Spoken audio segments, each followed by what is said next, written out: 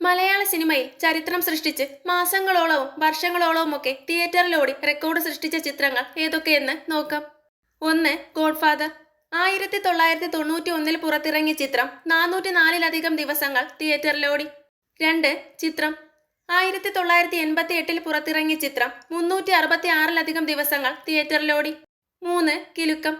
1991 പുറത്തിറങ്ങിയ ചിത്രം 300-ലധികം ദിവസങ്ങൾ തിയേറ്ററിലോടി.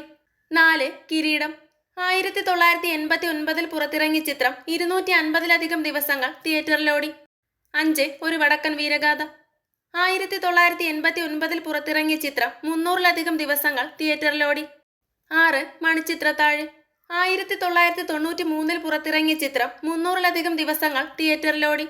7. ഹിറ്റ്ലർ. 1996 പുറത്തിറങ്ങിയ ചിത്രം 300-ലധികം ദിവസങ്ങൾ തിയേറ്ററിലോടി. 8. ആകാശദൂത്. 1993 പുറത്തിറങ്ങിയ ചിത്രം 250-ലധികം ദിവസങ്ങൾ തിയേറ്ററിലോടി. 9. പപ്പയുടെ സ്വന്തം അപ്പൂസ്. 1992 പുറത്തിറങ്ങിയ ചിത്രം 250-ലധികം ദിവസങ്ങൾ തിയേറ്ററിലോടി. 10. തേന്മാവിൻ കൊമ്പത്ത്. 1994 പുറത്തിറങ്ങിയ ചിത്രം 250-ലധികം ദിവസങ്ങൾ തിയേറ്ററിലോടി.